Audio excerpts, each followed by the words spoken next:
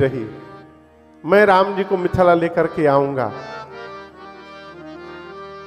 पहले राम जी चुपचाप बैठे रहेंगे, पहले सभी राजा प्रयास कर लेंगे, और जिस काम को कोई राजा नहीं कर पाएगा अंत में राम जी को भेजा जाएगा। राम जी तोड़ करके और एक ही बार में सभी राजाओं को परास्त कर देंगे।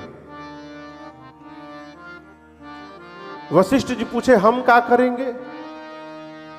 विश्वामित्र जी बोली यदि दशरथ जी राम जी को देने से मना कर दें तो वशिष्ठ जी आप राम जी को अयोध्या से बाहर निकलवाने में मदद करिएगा। और इसी रचना के कारण राम जी कल आप सुने बक्सर गए, यज्ञ की रक्षा की और भगवान बक्सर में ही बने रहे कुछ दिन। अब यहां पर एक निवेदन करूं के साथ चल पड़े। कैसे चल पड़े? हरसी चले मुनि वर के साथ। कैसे चले? कैसे चले? हर्षि मने खुश होकर, हाँ खुश होकर, प्रसन्न होकर। राम जी कैसे चले? राम जी बोले नहीं नहीं नहीं क्या बोल रहे हैं, बहुत बहुत दिन हो गया घर से, हम घर जाएंगे। राम जी ऐसे नहीं बोले। कैसे गए? प्रसन्न होकर। देखिए मनुष्य कोई भी कार्य करता है तो दो रूप से करता है, या तो प्रसन्न होकर करता है और नहीं तो हाँ जबरदस्ती बेमन से करता है। और प्रसन्न मन से किया हुआ कार्य ही बताता है कि इस कार्य को करने वाला किस मन से इस कार्य को किया है। तो यहां पर तो खैर झाड़ू लगाने का सिस्टम ही नहीं है। झाड़ू लगाया जाता है यहां पे कि वो वैक्यूम क्लीनर खींच लेता है सब। हाँ? झाड़ू लगता है? अच्छा, मैं अमेरिका में था एक बार, 2-3 साल पहले। मैं पहली बार देखा इतना बड़ा गोल मशीन। वही अपने आप पूरे घर में घूम के झाड़ू लगावे, घर में पोछा लगावे। मैं बोली क्या है भाई घूम रहा है घर में? मैं पहले देखा नहीं था। तो बोले महाराज ये झाड़ू लगाता है, फिर बाद में ये भी पोछा भी लगाता है, पूरे घर में अपने आप घूमेगा। इंडिया में आ जाए लड़का उसको झुनझुना बना देंगे। शॉर्ट सर्किट हो जाएगा। घर में झाड़ू लग जाए तो पता चलता है कि कौन लगाया है। काम ही अपना परिचय देता है कि कार्य को करने वाला कर्ता किस मनोयोग से कार्य को किया है, ये कार्य बताता है। मेरी प्रार्थना है जीवन में कुछ भी करिए प्रसन्न मन से करिए। यदि रो करके करना है तो पहले मना कर दीजिए, no I can't do this, हमको नहीं करना। जिसका मन नहीं है सब्जी लाने का, आप उसको सब्जी लाने भेज दीजिए, मार्केट का सब सड़ा हुआ सब्जी घर में लेके आ जाएगा। अच्छा, दुकान वाला भी जानता है कौन मन से आया है कौन बिना मन से आया है, वो खोजता रहता है। क्या बिना? हम इनको नहीं बोल रहे हैं। हाँ। वो जितना डैमेज सामान है ना वो सब उन्हीं को पकड़ाता है। राम जी चले तो प्रसन्न मन से चले, और चलते चलते एक स्थान पर राम जी रुक गए। एक दिशा की ओर देख करके राम जी ने पूछा, गुरुदेव ये स्थान कैसा है? यहां तो ऐसा लग रहा है कि पहले किसी ऋषि मुनि का आश्रम रहा होगा, परंतु आज ये भूमि खंडहर जैसी प्रतीत हो रही है। न यहाँ कोई पशु है, न कोई पक्षी है, न कोई नर है, न कोई नारी है। जो वृक्ष लगे हैं वृक्ष भी सूखे हुए हैं। और ये इस स्थान के बीचों बीच ये शिला कैसी रखी हुई है? कैसी शिला थी पता है? पता है कौन है वो? जोर से बोलिए। मां अहल्या। कौन है? मां अहल्या। अहल्या नहीं, अहल्या जी नातिन थोड़ी लगेंगी हम लोग की। मां है? अरे हनुमान जी महाराज की नानी है, अंजना जी की मां है अहिल्या मैया, हनुमान जी महाराज की नानी है। मां अहल्या पत्थर की बनी हुई थी। राम जी पूछे गुरुदेव ये शिला कैसी है? विश्वामित्र जी बोले राम मैं भी कई बार इस सड़क से आया हूं गया हूं, कभी इधर दृष्टि नहीं जाती मेरी। हजारों लोग आते जाते कोई इधर देखता भी नहीं है। आप पहली बार आए और आपकी दृष्टि चली गई इधर, कैसे देख लिया आपने? राम जी बोले अपने स्वभाव के कारण गुरुदेव, जिसको कोई नहीं देखता है उसको मैं देखा करता हूं, इसलिए मेरी दृष्टि इधर चली गई है? ये कौन है राम जी? गुरुदेव अब यहां पर एक दर्शन करिएगा। राम जी जिधर देख रहे हैं वहां महल है क्या? महल पूछ रहा हूं। वहां बहुत आलीशान कोई ये बाग है, बगीचा नहीं। क्या है? खंडहर। सुंदर नहीं है, लेकिन आपको बताऊं उस स्थान पर गौतम ऋषि ने बैठकर जो भजन किया था, उस भजन का तेज आज भी उस स्थान पर दिखाई दे रहा है। खंडहर होने के बाद भी पता चल रहा है कि यह भूमि पवित्र है। मैं बार बार कहता हूं घर को खूब सजाइए, खूब सुंदर सजाइए घर को, लेकिन जो आप सजा रहे हैं ना, कि कितने दिन तक सजा रहेगा वो तो रघुनाथ जी ही जान रहे हैं। 40 साल, 50 साल, 60 साल, 70 साल, उसके बाद उसको खंडहर होना ही होना है, डिमोलिश हो जाएगा।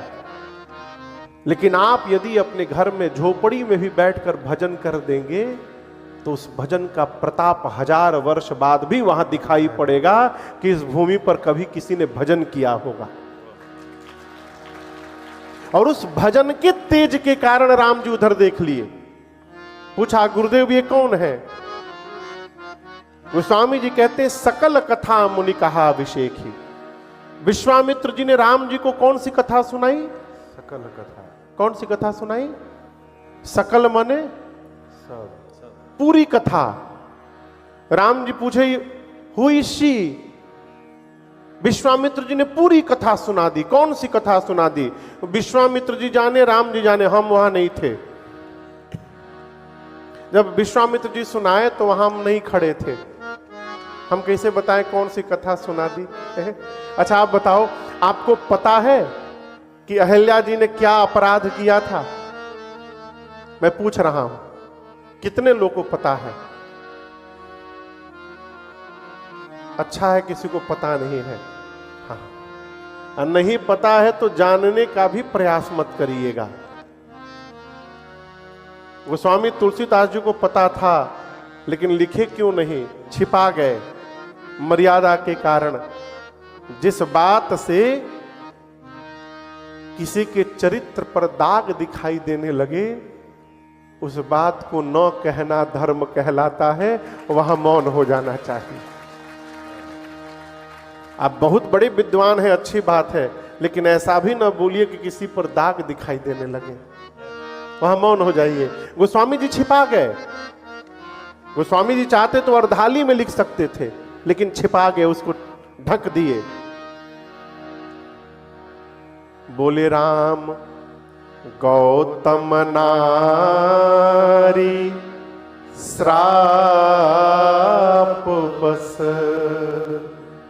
उपल देह धरि धीर, चरण कमल रज चाहती, अब कृपा करहु रघुवीर। राम, ये जो सामने बैठी है पत्थर होकर के, ये गौतम ऋषि की अर्धांगिनी है अहल्या। और आपको बतावें राम, इनके पति गौतम ऋषि ने ही इनको श्राप देके पत्थर का बनाया है। और उसके बाद कहा था कि जब त्रेता में राम जी आएंगे तो राम जी के चरण में जो धूल लगा है, रज है, उसी रज के स्पर्श होने से आप पुनः पत्थर से स्त्री में परिवर्तित हो जाएंगे। इसलिए हे राघव, वो घड़ी आ गई है, कृपा करहु रघुबीर। अच्छा आप बताओ, राम जी नहीं जानते थे कि वो कौन है? बोलिए, भगवान नहीं जानते थे कि वो कौन बैठी हैं? प्रभु जानत सब भी नहीं जाना है। राम जी ये भी जानते थे कि मेरे पांव के रज से इनके श्राप का मोचन होने वाला। तो राम जी ने आकर सीधे स्पर्श क्यों नहीं करा दिया? क्यों विश्वामित्र जी से पूछ रहे हैं? टाइम किल नहीं कर रहे हैं राम जी। इसके पीछे कई कारण है, और जो कारण मुझे समझ में आता है, एक दिन मैं ही सोचने लगा राम जी क्यों नहीं कराए। तो जो कारण मुझे समझ में आया, मैं आपसे 2-3 निवेदन करूं। पहली बात तो ये राम जी का संस्कार है, अपने से बड़े के साथ जब रहना चाहिए तो अपने मन से कोई व्यवहार नहीं करना चाहिए जब तक बड़े की आज्ञा न प्राप्त हो जाए। ये पहला कारण। और दूसरा कारण जो समझ में आया, राम जी श्री विश्वामित्र जी को जगत में बड़ाई देना चाहते हैं। राम जी तब तक प्रतीक्षा करते रहे जब तक विश्वामित्र जी बोल न दिए। क्यों? आगे जगत ये कहेगा कि विश्वामित्र जी ने राम जी को ला करके और अहल्या जी का उद्धार करा दिया है। मेरे गुरुदेव का जगत में प्रतिष्ठा बढ़ जाए, इसलिए राम जी अपने मन से नहीं किए। और तीसरा एक और कारण आपको बताऊं, हम लोग जीव हैं, पाप भी करते हैं, पुण्य भी करते हैं, जान के भी करते हैं, अनजान में भी होता है। लेकिन आपको एक बात बताऊं, संत जब भगवान से किसी पर कृपा करने के लिए कह देते हैं तो फिर भगवान उसके पाप पुण्य का विचार नहीं करते हैं। आप समझ रहे हैं मेरी बात को? संत यदि कह दे कि प्रभु इस पर कृपा करिए, तो फिर भगवान अपना सारा पाप पुण्य की क्राइटेरिया का बुक बंद कर देते हैं और संत के कहने पर उस पर कृपा की वर्षा कर देते हैं। ये भगवान का स्वभाव है। विश्वामित्र जी संत हैं, उन्होंने जब कह दिया कृपा करहु रघुबीर, राम जी गए। राम जी नंगे पांव गए हैं कि पादुका पहने हैं? मैं पूछ रहा हूं।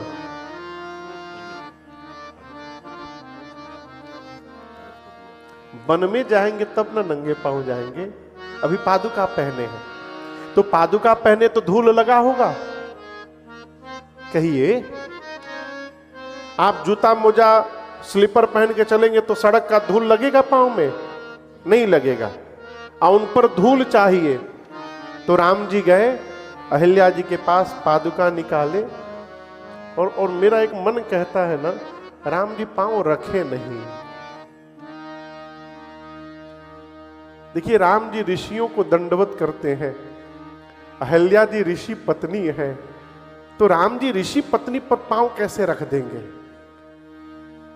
यहां गोस्वामी जी शब्द लिखते हैं परसत पद पावन। यदि राम जी पांव रखे होते तो गोस्वामी जी लिखते राखत पद पावन। लेकिन गोस्वामी जी ने क्या लिखा? परसत पद पावन। परसत समझते हैं? हमारे भारत बिहार में जब शादी ब्याह में पहले भोजन कराया जाता, अब तो वहां भी बुफेलो सिस्टम आ गया। हाँ, वो खड़े खड़े खाओ। जैसे गाय के नाद लगता है ना, गाय के नाद, नाद समझते हैं, जिसमें गौ मैया भोजन करती है, उसी प्रकार नाद लग गया है। निकालते रहो, पाते रहो। आदमी थाली में हौवा, आदमी हौवा समझते हैं, जिसको खाने की बीमारी है, खाएगा कुछ नहीं लेकिन सब लाद लेगा उसी में दाल, उसी में सब्जी, उसी में सलाद, उसी में रायता, भोजन का पहाड़ बना लेगा। और लेने के बाद खुद कंफ्यूज में आ जाएगा, का खाएं का छोड़ी, का ले परदेश जाऊं। देखा? तो बिहार में जब पहले भोजन कराया जाता था तो नीचे पंगत लगती थी। क्या लगता था? पंगत। ये आप समझे, आप समझ रहे हैं? बिठा करके नीचे भुइयां बिठा करके भोजन कराते थे। सामने पत्तल आता था और दाल, लोग कहते थे यहां सब्जी परोसिए, यहां दाल परोसिए, यहां चावल परोसिए। तो परोसने का अर्थ है इस प्रकार से सामग्री दी जाए कि सामग्री चली भी जाए और आपस में पत्तल और बर्तन का स्पर्श न हो। ऊपर से देने की प्रथा का नाम है परोसना।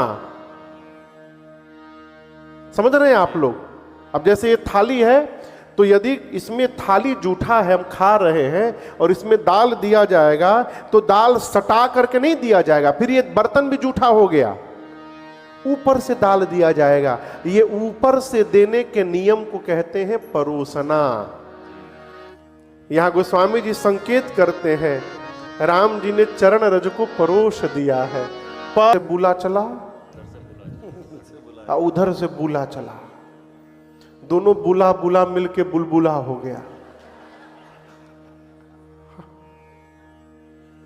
आप सोचिए, आपने बुला छोड़ा, उधर से वो बुला छोड़ दिया। यदि बुला छोड़ दिया तो बुलबुला होगा, यदि बुला के साथ बिनाका भी छोड़ दिया फिर तो आप दब जाइएगा बिनाका से, फिर मुनाका बन जाएगा आपका। लेकिन जब आप किसी को प्रणाम करिएगा ना तो वो आपको प्रणाम नहीं करेगा, आपको आशीर्वाद देगा और ये आशीर्वाद ही हमारा भाग्य बनाएगा। एक ऋषि हुए मार्कंडे, आप लोग कहानी जानते होंगे, क्या नाम था? मार्कंडेय। उनकी उम्र बहुत कम थी, 11 साल मात्र। कितनी उम्र थी? 11 साल। उनके माता पिता को पता था कि 11 साल बेटे की उम्र है, उनको भी पता था। मां ने एक संस्कार दिया कि बेटा कोई भी दिखाई पड़ जाए, ये न देखना कि किस जाति का है, बड़ा है तो दंडवत कर लेना। ये संस्कार आ गया मार्कंडेय ऋषि में बचपन में। एक बार नारद जी मिल गए। कौन मिल गया? नारद जी। मार्कंडेय जी ने दंडवत कर लिया, प्रणाम किया। नारद जी के मुख से निकल गया, चिरंजीवी भव। क्या हो जाओ? अमर हो जाओ। मार्कंडेय ऋषि बोले कि इम्पॉसिबल, आपका आशीर्वाद झूठा हो जाएगा। बोले क्यों? नारद यानी जिसकी बात कभी रद्द ना हो वो नारद, मेरी बात कैसे झूठी हो जाएगी? मार्कंडेय ऋषि बोले मेरी उम्र ही 11 साल है, मैं चिरंजीवी कैसे हो जाऊंगा? नारद जी देखे तो मेरी बात झूठी हो जाएगी। बोले काम करो, चलो मेरे साथ। तो मार्कंडेय ऋषि को लेकर गए ब्रह्मा जी के पास। कौन? नारद जी। कौन ले गया? नारद जी। गेट के बाहर सिखा दिए कि भीतर जाना, जैसे हमको दंडवत किए थे वैसे उनको दंडवत कर लेना, कुछ बोलना मत। जैसे हमारे सामने गिरे थे उनके सामने जाके गिर जाना। मार्कंडेय ऋषि गए, भीतर जाकर ब्रह्मा जी को दंडवत कर गए। ब्रह्मा जी के भी मुख से निकल गया, चिरंजीवी भव। और जैसे ब्रह्मा जी बोले, नारद जी घुस कर बोले हम टेंशन फ्री हो गए। अब हमारा टेंशन समाप्त। अब आप समझो कि कैसे चिरंजीवी हो गए, इनकी तो उम्र ही 11 साल की है। तब ब्रह्मा जी ने उसी समय मार्कंडेय ऋषि को अमर बना दिया। किसके कारण? प्रणाम के कारण। अपने बच्चों को सिखाइए, जो भी मिले उसको प्रणाम करे, बुला प्रणाम करे। जी मैं तो बुला बोलना पड़ेगा, बुला के साथ प्रणाम भी करे। प्रणाम होगा तब आपके श्रेष्ठ कहेंगे बुला चिरंजीवी भवा, आशीर्वाद देंगे आपको। आज क्या करेंगे? देख कोई नहीं बोल रहा है, छोड़ देंगे। मौनम स्वीकार लक्षणम। मैं क्यों कह रहा हूं, जैसे पता चल जाना कि बाहर डॉलर गिर रहा है, कई लोग तो गेटवे में छिपा जाएंगे। इतना धक्का धुक्की हो जाएगा दौड़ने के, कहीं ज्यादा ना उतार ले। कई लोग ऊपर से ना जंप मार दे नीचे। कहते हैं कि राम लक्ष्मण जी जब नगर में आए और मिथिला वासियों को पता चला तो मिथिला के पुरुष पागलों की भांति बाहर दौड़ पड़े। कैसे दौड़ पड़े? पागलों की भांति। ये क्या है? मंजीरा। आप यहां मंजीरा बजा रहे हैं हॉल में, क्या कर रहे हैं? ये काम है ना, काम कर रहे हैं। यदि यहां से नीचे जाना हो तो मंजीरा बजाते हुए दौड़ेंगे कि मंजीरा फेंक के दौड़ेंगे? बोलिए। हाँ, इसका मतलब आप पूरा पागल नहीं हुए हैं अभी।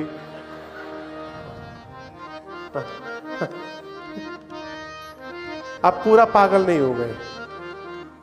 लेकिन जब राम जी आए थे ना तो पुरुष पागल हो गए थे, पागलों की भांति दौड़े थे। इसका प्रमाण लिखा है। गोस्वामी जी कहते लोग भागे तो कैसे भागे? धाये धाम काम सब त्यागी। धाम मने घर और काम मने मंजीरा बजाना। तो लोग भागे तो पहले क्या छोड़े? धाम, और उसके बाद काम। धाये धाम काम सब त्यागी। गोस्वामी जी भी लिख सकते थे धाये काम धाम सब त्यागी, कोई गलत नहीं होता। लेकिन क्या लिखा? धाये धाम काम सब त्यागी। भगवान को देखने के लिए इतने पागल थे, जो काम कर रहे थे वो काम पकड़े हुए दौड़ गए घर से बाहर। अब कोई मजीरा बजा रहा तो बजाते हुए दौड़ रहा है बाहर। तो किसी ने कहा अरे मजीरे वाले के कहां दौड़ रहे हो? तो घर के बाहर जाकर मजीरा छोड़ा।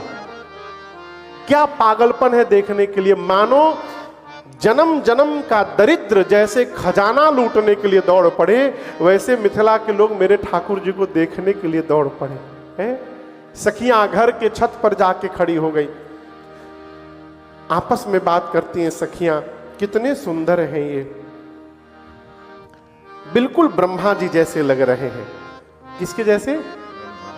दूसरे ने कहा चुप रहो, ब्रह्मा जी के 4 मुख हैं, इनके पास तो एक ही मुख है। एक ने कहा फिर विष्णु भगवान? बोले नहीं नहीं, उनके 4 हाथ होते हैं, इनके 2 ही हाथ हैं। फिर एक सखी ने कहा कि शंकर भगवान कैसे रहेंगे? सखियां बोली और कोई नहीं मिला तुमको? विकराल रूप बना के रहते हैं, बिकट बेश मुख पंच पुरारी। ये तो इतने सुंदर हैं कि इनके एक एक अंग पर यदि करोड़ों कामदेव को न्यौछावर कर दिया जाए तो कम पड़ेगा। एक सखी बोली कि मैं जानती हूं ये सांवले वाले राम है, गोरे वाले लक्ष्मण है, और ये दशरथ जी के दोनों लड़िका हैं, यहां धनुष यज्ञ देखने के लिए आए हैं। नीचे राम लक्ष्मण जी चल रहे थे, लक्ष्मण जी सारा सुन लिए। लक्ष्मण जी बोले भैया लग रहा है ऊपर कोई अपना बहुत क्लोज बैठा है, वो सब जान रहे हम लोग के बारे में, एक बार देखो क्या ऊपर। राम जी हाथ पकड़े बोले चुपचाप नीचे देखो, कहीं इधर उधर नहीं देखना है। तब तक एक सखी बोली कि सांवला वाला तो बिल्कुल सीता जी के लायक लग रहा है, यदि महाराज देख लेंगे तो मेरा मन कहता है इनके साथ ही प्रण का त्याग करके विवाह करा देंगे सीता जी का। लक्ष्मण भैया बोले भैया अब तो विवाह की भी सेटिंग होने लगी ऊपर। राम जी बोले देखना मत नहीं तो फंसोगे तुम। सखियां अपना मंगल भाव रखती हैं। जिन ब्रह्मा जी ने सीता जी को बनाया है वही ब्रह्मा जी ने इस सांवले को भी बनाया है, दूल्हा तो यही बनेगा। वहां एक निगेटिव माइंड की सखी थी। यहां मंडली चलती है ना रामचरितमानस की, बुरा न मानिएगा। हर मंडली में 1-2 खुरापाती लोग होते हैं।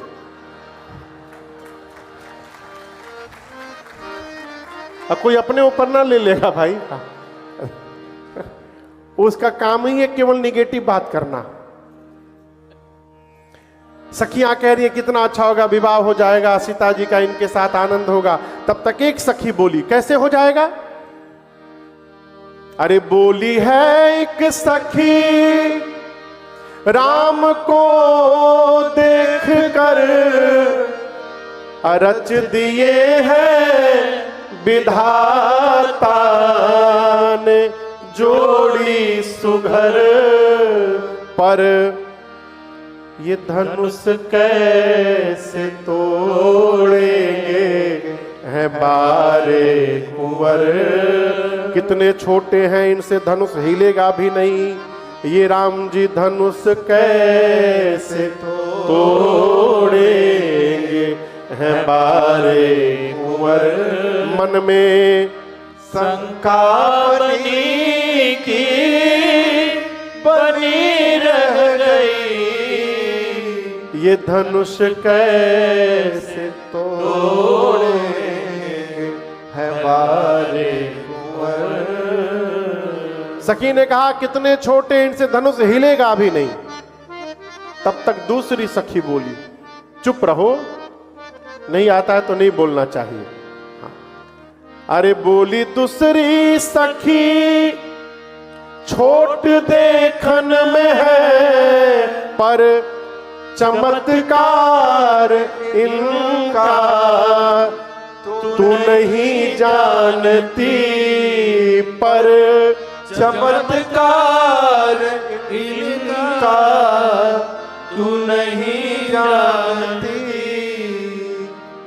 एक ही बाण में ताड़का राक्षसी, केवल एक ही बाण में ताड़का राक्षसी। उठ सकीना पड़ी थी, पड़ी रह गई, एक ही बाण में ताड़का राक्षसी, एक ही बाण में ताड़का राक्षसी। उठ सकीना पड़ी थी, पड़ी रह गई, उठ सकीना पड़ी की, सकीना पड़ी की, सकीना पड़ी की, पड़ी रह गई। सकीना पड़ी की, पड़ी रह गई। कहा कि जिसने एक बाण में ताड़का को समाप्त कर दिया, जिसके चरण के रज से अहिल्या जी को सदगति प्राप्त हो गई, वो राम जी धनुष को तोड़े बिना रहेंगे। सखियां मंगल भाव प्रकट करती हैं। राम जी संध्या बेला में गुरु जी के पास गए, धनुष यज्ञ का दर्शन करके। संध्या ब्यारू आरती रात्रि भोजन अगला दिन हुआ। प्रातः काल भगवान पुष्प दल लेने के लिए गुरु जी से अनुमति लेके जनक जी के पुष्प वाटिका में गए। कहां गए? राम जी गए तो बाग के मेन गेट पर मालियों ने राम जी को रोक लिया। मालियों ने कहा भीतर नहीं जा सकते हैं। राम जी बोले क्यों नहीं जा सकते हैं? माली बोले परमिशन नहीं है आप लोग के लिए। बोले क्यों? माली बोले आपको जो जो चाहिए हम लेकर आएंगे पुष्प। बोलिए नोट कराइए, चंपा कितना, गेंदा कितना, गुलाब कितना। लक्ष्मण बोले रुको रुको, जाएंगे तो हम ही जाएंगे। मालियों ने मना किया। पूज्य स्वामी श्री राजेश्वरानंद जी महाराज का भाव है। माली कहते हैं अरे बगिया बिच जान न दई हो, राम जी बिनती सुनो। हम लोग आपको जाने नहीं देंगे। क्यों नहीं देंगे?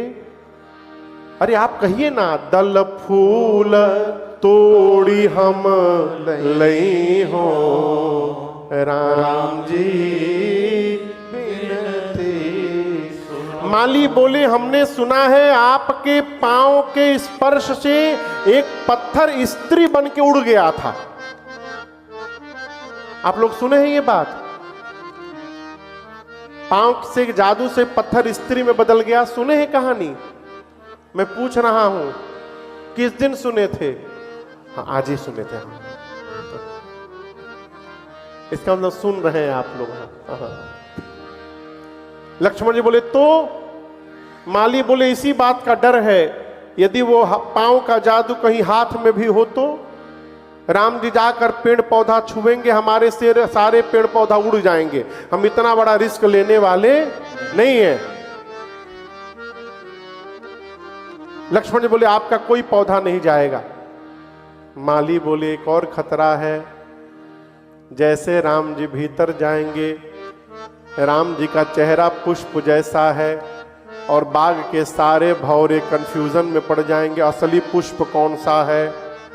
अतज तज सुमना मधुप मतवारे, राम जी के मुख पंकज पर मड़ रही है।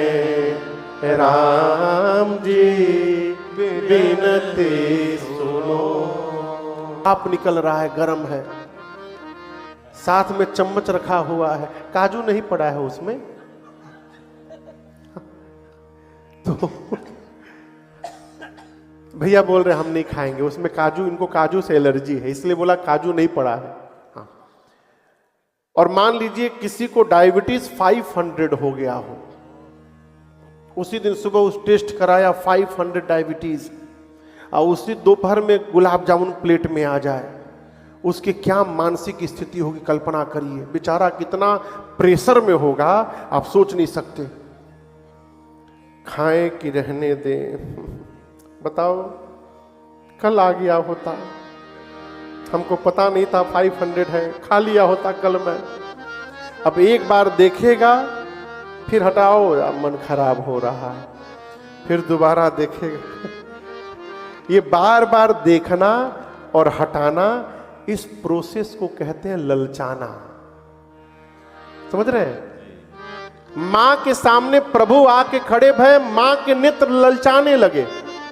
मां देखती है आंख नीचे झुकाती है, देखती है झुका लेती है। क्यों? मां सोची यदि टकटकी लगाकर देखूंगी तो सखियां क्या सोचेंगी, सीता पराये पुरुष को देख रही है टकटकी लगाकर।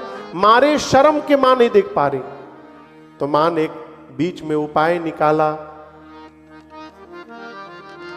मग मने मार्ग होता है रास्ता, मग मग मने रास्ता। माने लोचन मग राम ही उर आनी। नेत्र के रास्ते से मां ने प्रभु को भीतर प्रवेश कराकर हृदय में बिठा लिया। किस रास्ते से लेकर गई है? नेत्र के। तो गेट है ये, मेन गेट।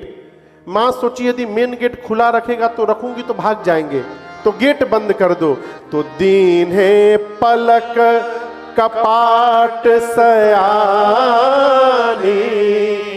हृदय में भगवान का रूप लेकर के मां ने आंख बंद कर लिया, और आंख बंद करके लगी निहारने। मां खूब निहारा। थोड़ी देर बाद जब थोड़ा विलंब हुआ तो जो सखी राम जी को देख करके आई थी, कौन सखी? उसका क्या नाम है? चतुर सखी। हाँ, वही चतुर सखी बोली। अब मान लीजिए यहां बगल में सीता जी है तो क्या बोलेगी? अरे सीता जी बहुत टाइम हो गया, चला जाए, कल फिर आना है, ऐसे बोलेंगे ना। लेकिन वो ऐसे नहीं बोली। बहुत टाइम हो गया सीता जी, चला जाए, कल इसी टाइम फिर हम लोग आएंगे, आज चला जाए। वो बोल रही थी, सीता जी को सुना रही थी राम जी को, क्या कल हम लोग फिर इसी टाइम यहां आएंगे? तो राम जी आप भी अपना मैनेजमेंट टाइम का उसी हिसाब से रखिएगा, आप भी कल फिर से आइएगा और दोबारा आपका दर्शन प्राप्त होगा। सीता मैया गई मंदिर में, जाकर पार्वती जी की स्तुति की। जय जय गिरिवरराज किशोरी, जय महेश मुख चंद्र चकोरी, जय गजबदन खड़ानन माता, जगत जननी दामिनी तुति गाता, नहीं तब आदि मध्य अवसाना, अमित प्रभाव वेद नहीं जाना, भव भव विभव पराभव कारिणी, विश्व विमोहिनी स्वबस बिहारिणी। सीता मैया ने कहा, हे पार्वती मैया, आप सबके हृदय में रहती हैं, आप मेरे मन की बात जानती हैं, इसलिए मैं कहूंगी नहीं, इसको पूरा करिए। इतना कह के जैसे सीता जी ने पांव पकड़ा, पार्वती मैया के गले की माला खिसक गई। माला क्या हो गई? खिसक गई। खिसक के कहां जाएगी? नीचे जाएगी। भाई गर्दन से माला गिरेगी तो कहां जाएगी? नीचे। नीचे कौन बैठा है? पार्वती जी के। पार्वती जी के गले की माला खिसक के सीता जी के आंचल में गिर गई।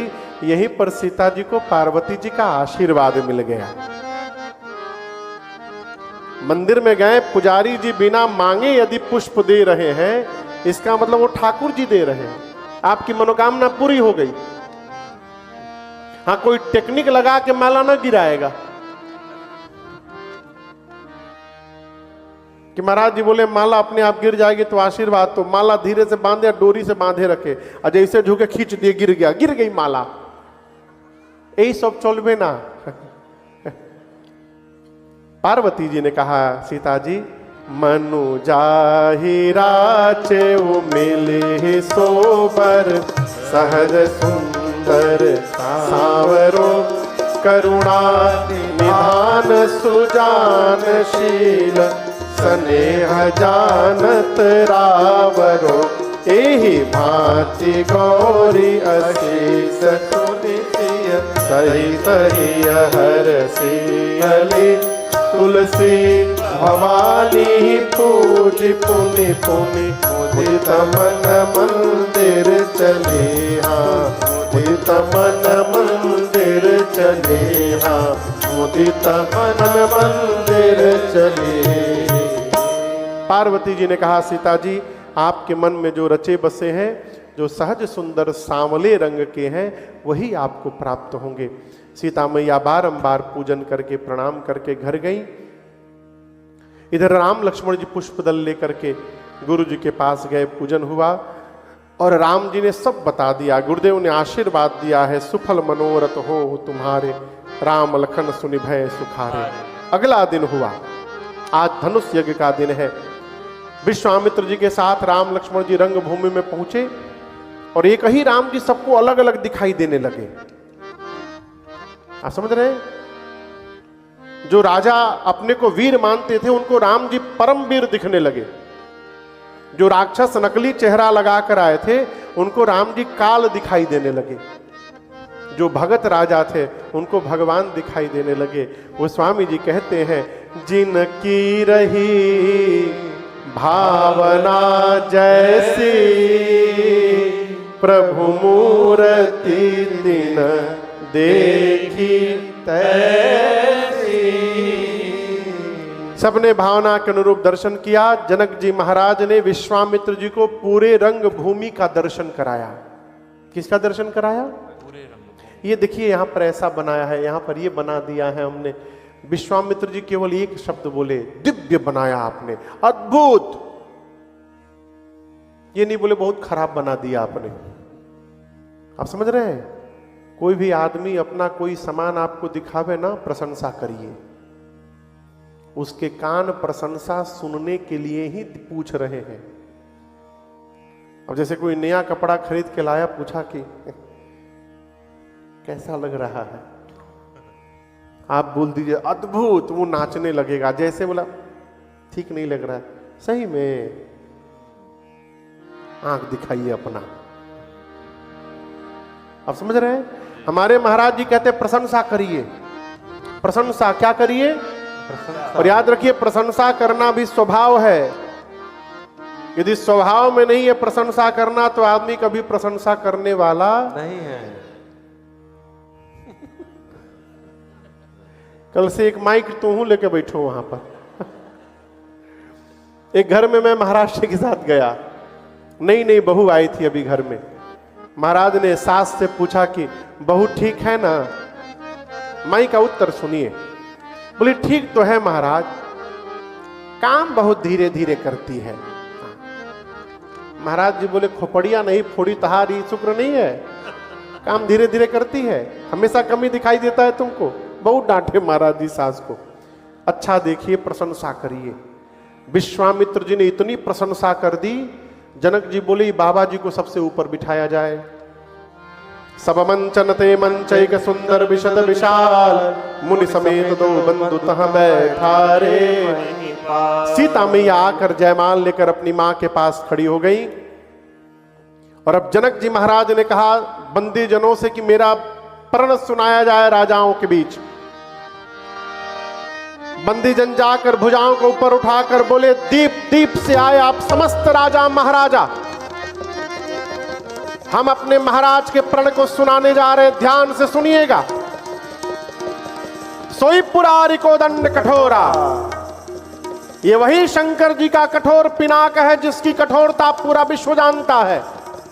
आज इस राज समाज में जितने राजा आए ध्यान से सुनिएगा, आप में से जो भी राजा आकर के इस धनुष को उठाकर झुकाकर उसकी प्रतंचा चढ़ाकर और इसको तोड़ देगा, उस राजा की कीर्ति फैलेगी। और हम कहते हैं हमारे महाराज श्री जनक जी की लाडली श्री जानकी जू बिना कुछ मन में विचार किए उस वीर को वरण कर लेंगी। यही हमारे महाराज जनक की प्रतिज्ञा है। जैसे बंदी जनों ने कहा, एक साथ सैकड़ों राजा खड़े हो गए तोड़ने के लिए। बंदी जनों ने कहा कि बैठो, सब लोग बैठो। ये क्या तरीका है? सब लोग खड़े हो गए, बारी बारी सबको अवसर मिलेगा, एक एक करके आइए। जो राजा सबसे पहले बैठे थे उनको कहा चलिए आप प्रयास करिए। गोस्वामी जी कहते हैं राजा गए तो, लेकिन कैसे गए? परिकर बांध उठे अकुलाई। खड़े भय तो पहले आपन धोती टाइट किए। कहा प्रेशर लगाने में कहीं खुली न जाए। कपड़ा ठीक किए, मुकुट टाइट से ठीक से सेट किए और जाने के पहले थोड़ा वार्म अप किए, व्यायाम किए और जैसे चले अपने इष्ट देव को मन ही मन प्रणाम किए। बोले प्रभु आई एम गोइंग, कृपा करिएगा प्रभु, हमसे ही टूट जाए, कृपा करिएगा नाथ। कौन बोला? जो राजा जा रहा है तोड़ने। योगेंद्र जी उस सभा में कम से कम 10,000 राजा थे। कितने राजा? 10,000।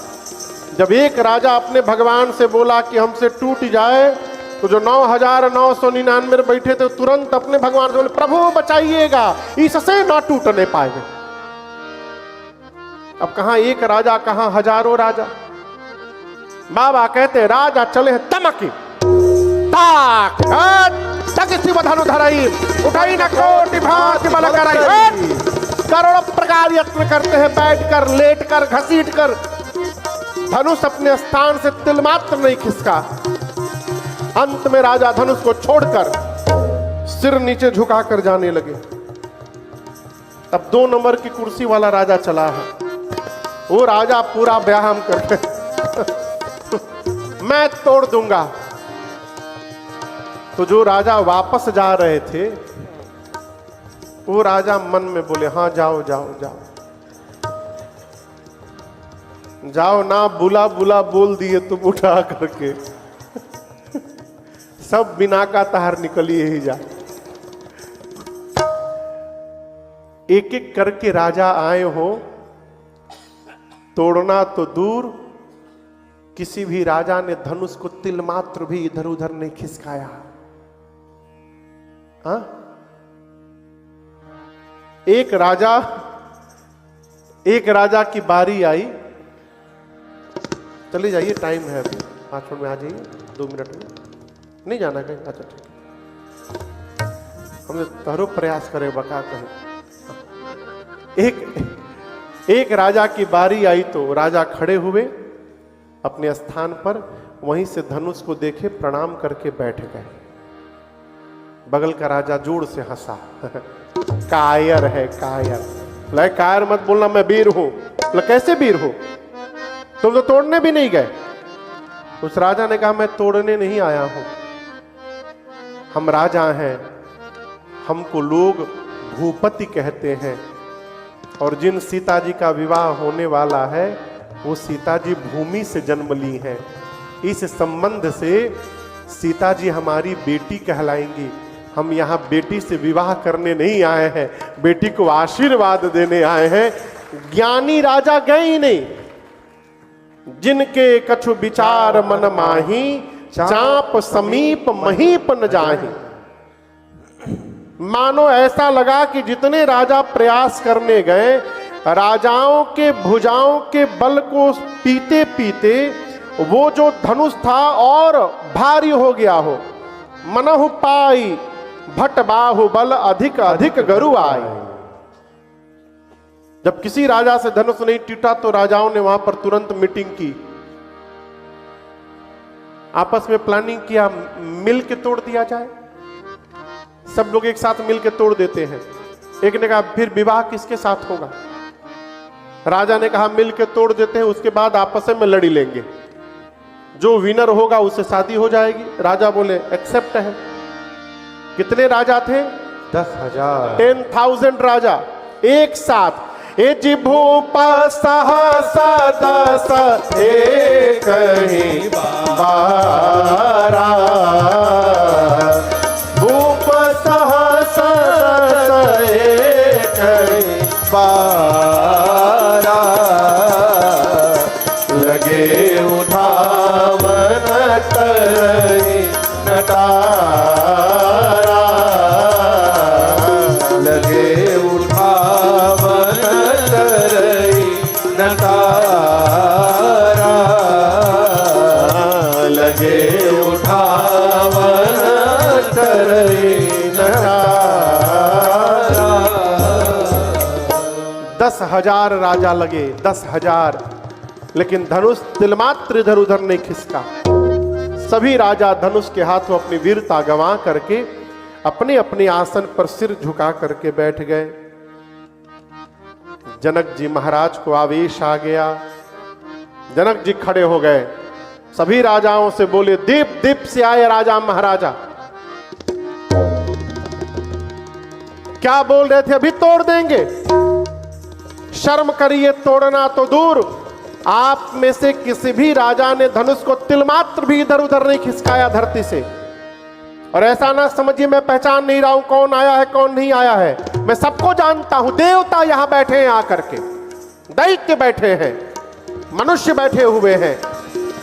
मेरी बेटी सुंदर है, इस कीर्ति को अवश्य वर्ण करना चाहिए था, परंतु मुझे तो लगता है ब्रह्मा ने ऐसा किसी को बनाकर भेजा ही नहीं जो ये गौरव प्राप्त कर सके जीवन में। सावधान, जितने राजा बैठे कान खोलकर सुन लीजिए, आज के बाद कोई राजा नहीं बोलेगा कि मैं वीर हूं। मैं जनक जान गया, धरती पर अब एक भी वीर नहीं बचा। आज यदि प्रण का त्याग करता हूं तो मेरे जीवन भर की कीर्ति कलंकित हो जाएगी। प्रण पे बना रहता हूं तो मेरी आंखों के सामने मेरी बेटी कुंवारी रह जाएगी। मैं यदि तनिक भी जानता कि धरती पर एक भी वीर नहीं है, ऐसी प्रतिज्ञा में कदापि नहीं करता जीवन में। जनक जी ने जब पहली बार ललकारा कि आज के बाद अपने को कोई वीर नहीं बोलेगा, लक्ष्मण भैया तिलमिला उठे, राम जी को देखने लगे, भैया क्या बोल दिए? राम जी बोले चुप रहो, चुप रहो, कुछ नहीं करोगे, शांत रहो। राम जी संभाले तो लक्ष्मण जी अपने आप को कंट्रोल किए, जा बच गई ला भैया बोल दे हलन। किसी तरह क्रोध को शांत किए। तब तक जनक जी ने दूसरी बार ललकार दिया कि जानता धरती पर कोई वीर नहीं है, ऐसी प्रतिज्ञा कदापि नहीं करता। पहली बार तो लक्ष्मण जी राम जी से देखकर पूछ रहे थे क्या करी हम, दूसरी बार पूछे नहीं कूद पड़े। गोस्वामी जी कहते हैं लक्ष्मण जी सुने, माखई लखन है, होठ फड़फड़ाने लगे, शरीर कांपने लगा, ऐसा लगा मानो नेत्र से अंगार बरस रहा हो। लक्ष्मण जी कूद पड़े, राम जी को प्रणाम करके बोले प्रभु क्षमा करिएगा हमको। लेकिन जो जनक ने कह दिया, आज रघुवंश का एक छोटा सा बालक जहां पहुंच जाए, धरती पर किसी की क्षमता नहीं बोल दे कि धरती पर कोई वीर नहीं रहा। आपके रहते, आप विद्यमान है, आपके रहते जनक ने कैसे बोल दिया कि कोई वीर नहीं है? अरे कहे जनक जस अनुचित वाणी, कहे जनक जस अनुचित वाणी, विद्यमान रघुकुल मन जाने, विद्यमान रघुकुल मन जाने। सुनहु भानुकुल पंकज भानो, सुनहु भानुकुल पंकज भानो, कहो स्वभाव न कछु अभिमानो, कहो स्वभाव न कछु अभिमानो। जो तुम्हारी अनुशासन पावो, जो तुम्हारी अनुशासन। आप कहिए कंद कैव ब्रह्मांड उठाओ, कंद कैव ब्रह्मांड उठाओ, काजे घट जिमिडारो फोड़ी, काजे घट जिमिडारो। सकौ मेर मूलक जिम तोरे, सकौ मेर मूलक जिम तो, तौ प्रताप महिमा भगवाना, प्रताप महिमा भगवान, तो बापुरो पिनाक पुराना, बापुरो पिनाक पुराण, नाथ जानियस आयस हो, नाथ जानिय सयायस हो, कौतुक करो बिलोकिय सो, और तुम करो बिलोकिय सो। ऐ कमल नाल जिम चाप चढ़ावो, कमल नाल जिम चाप चढ़ावो, जो जन सत प्रमाण ले धाओ, जो जन सत प्रमाण ले धाओ, जो जन सत प्रमाण ले धाओ, जो जन सत प्रमाण ले धाओ। तोराव छत्रक दंड जिमी, तो प्रताप बलना, जो न करो प्रभु पद सपथ, कर न धरो धनु। लक्ष्मण जी कूद पड़े,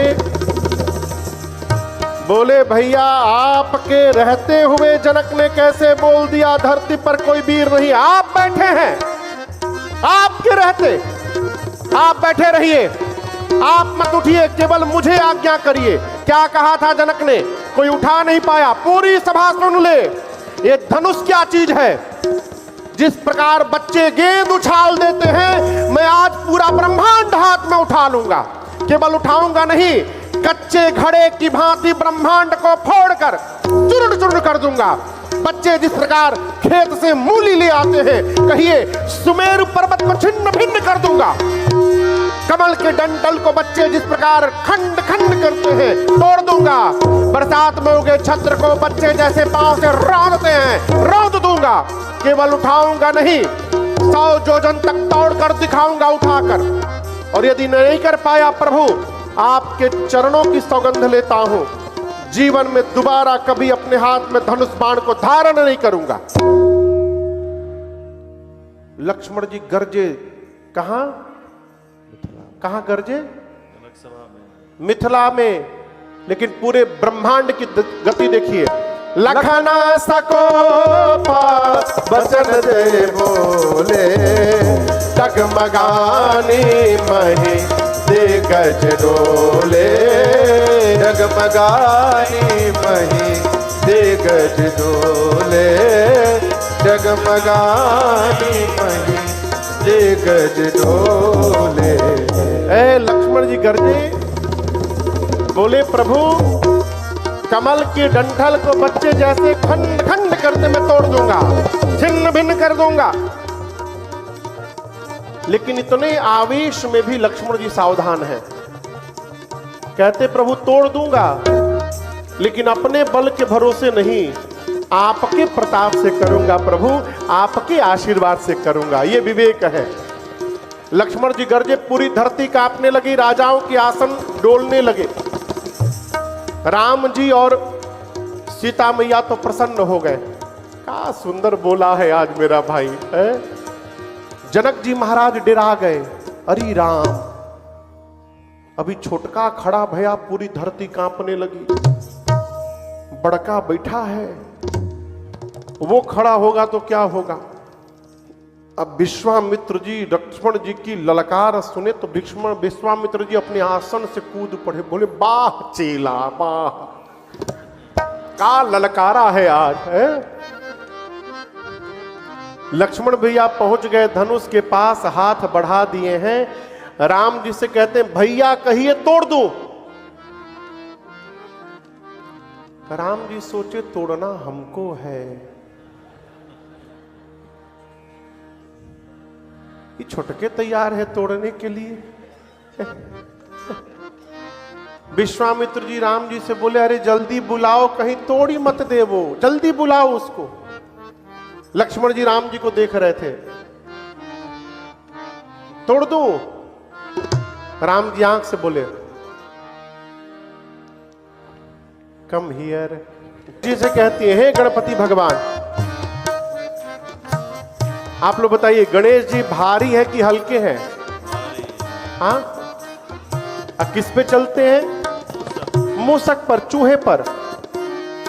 सीता जी ने कहा कि हे गणपति जी आप कितने भारी हैं, लेकिन जब चूहे पर बैठते तो हल्के हो जाते हैं ना। उसी प्रकार आज इस धनुष को हल्का कर दीजिए, जिससे प्रभु इसको सरलता से तोड़ सके। प्रार्थना करते करते सीता जी अंत में उस धनुष से प्रार्थना करती हैं, हे शिव जी के चाप, अब तो मुझे केवल आपका आसरा है, मेरी प्रार्थना स्वीकार करिए। जैसे प्रभु आपके पास आवे, आप में जितना आज भार है, अपना सारा भार यहां जितने मूर्ख राजा बैठे हैं इन सबके सिर पे रख दीजिएगा। अब प्रभु को देखते पुष्प जैसे हल्के हो जाइएगा। राम जी ने मां की व्याकुलता देखी और उसके पास धनुष के पास जाकर राम जी धनुष को देखने लिए। लक्ष्मण जी कहां है? लक्ष्मण जी कहां है? कहां बैठे हैं? गुरु जी के पास। लक्ष्मण जी कहां है? गुरु जी के पास बैठे हैं। राम जी धनुष के पास पहुंचे। लक्ष्मण जी ने देखा कि भैया धनुष को देखने लगे। लक्ष्मण जी जहां थे वहां खड़े हो गए। अब खड़े होकर दाहिने पांव से लक्ष्मण जी धरती दबाने लगे, दबाकर कहने लगे, हे शेष नारायण, हे दिग्पाल, सावधान हो जाइए, भैया धनुष उठाने वाले हैं, धनुष को धरती को पकड़ लीजिए। कहीं ऐसा ना हो कि धनुष के साथ साथ ये धरती ही ऊपर उठ के चली आवे, आप लोग धरती पकड़ के बैठिए।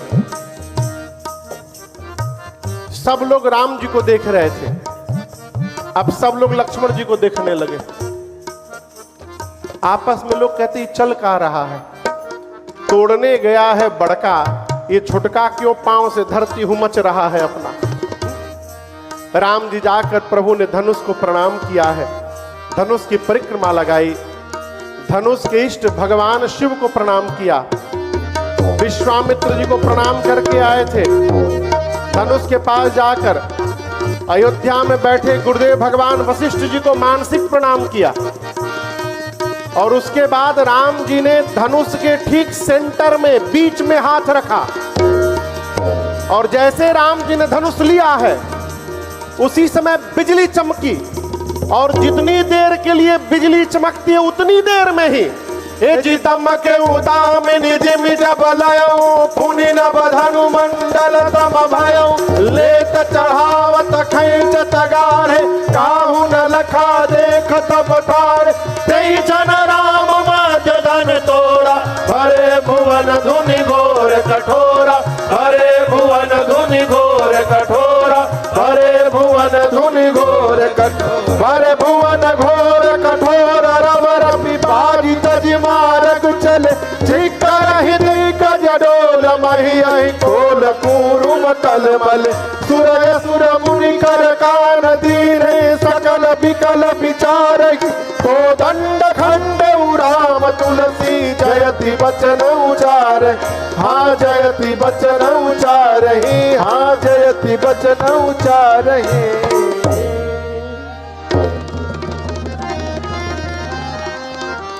जैसे भगवान ने धनुष को उठाया बिजली चमकी और जितनी देर के लिए बिजली चमकती है उतनी देर में ही भगवान ने झुकाया तोड़ दिया। किसी को दिखाई नहीं पड़ा, आवाज सुनाई पड़ा, इतना कठोर साउंड था। सूर्य नारायण के घोड़े फटक कर भागने लगे इधर उधर, दिग्पाल कलमला उठे, धरती पर सबने कान बंद कर लिया। ये कैसी आवाज आई? गोस्वामी जी कहते हैं राम जी ने शिव जी के पिनाक को खंड खंड कर दिया। बोलिए सियावर रामचंद्र भगवान की जय। पूरी धरती में खलबली है लेकिन भगवान में कोई हलचल नहीं है, भगवान शांत खड़े हैं। अब सतानंद जी ने सीता जी की सखी को कहा कि जयमाल के लिए सीता जी को आगे ले आइए। किसके लिए? जयमाल। यहाँ जयमाल होता है पीजी में? होता है? अच्छा, अच्छी बात है। दूल्हा को उठाने के लिए भी लोग होते हैं? हाँ? अच्छा, वो क्या करते हैं? दूल्हे को उठा लेते हैं। एक शादी में मैं था, मेरे सामने की घटना है ये। दूल्हा बेचारा खाते पीते घर का था, मतलब 110-20 किलो का तो होगा कम से कम, पूरा मोटा तगड़ा दूल्हा। तो उसके साथ 10-12 लोग उठाने के लिए गए थे, लेकिन उठाने वाले दुबले पतले थे सब। कि जब दुल्हन माला पहनाएगी तो इसको ऊपर उठा लेंगे। न जाने ये कहाँ की प्रथा आ गई। तो वो सब जब दूल्हे को उठाए ना तो उसको बताए नहीं कि हम तुमको उठाने वाले हैं। पीछे से कमर के नीचे पांव पकड़ के उठा दिए। अब वो अचानक उठा तो डिसबैलेंस हो गया। अब माला लिए दिए, लड़की के पांव में गिर गया। दंडवत।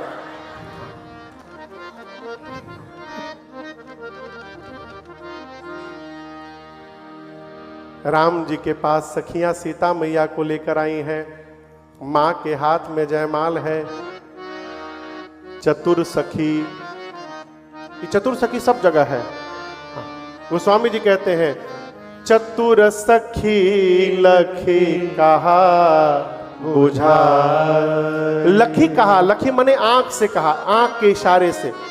देखी राम जी बड़े हैं, सीता जी छोटी हैं, कहीं राम जी और ना तनी जाएं, इसलिए सोची कि उनको पता ही नहीं चले सीता जी कब पहनाएंगी, इसलिए मुंह से नहीं बोली, राम जी को पता चल जाएगा। आंख से इशारे कहा सीता। गोस्वामी जी कहते हैं लखी कहा बुझाई, आंख से इशारा किया। पहिरावहु जय माल सुहाई। सीता मैया हाथ उठाई लेकिन प्रेम के कारण पहना नहीं पाई। मां ने मन में राम जी ने सीता जी से कहा पहना क्यों नहीं रही हैं? मां ने कहा आपने धनुष तोड़ने में क्यों देरी की? आपने धनुष तोड़ने में देरी की, अब मैं माला पहनाने में देरी करूंगी। राम जी बोले मैंने कहा देरी किया। गुरु जी बोले मैंने आके तोड़ दिया। मां बोली हमको पता है गुरु जी के कहने के बाद ही तोड़ेंगे। गुरु जी बोले तो सीधे आना चाहिए था ना, आप हाथी जैसा झूम झूम के चल रहे थे, कभी उनको दंडवत कभी उनको दंडवत, और आकर 4 बार परिक्रमा लगा रहे हैं। आपने तोड़ने में विलंब किया, अब मैं माला पहनाने में विलंब करूंगी। सखियों को ये नहीं मालूम क्या बात हो रही है। सखियां क्या सोची, राम जी बड़े हैं और सीता जी, तो सखियां राम जी से प्रार्थना करती हैं अरे झुकी जइयो, कितना तनिक, ऐसे नहीं झुकना है। अरे झुकी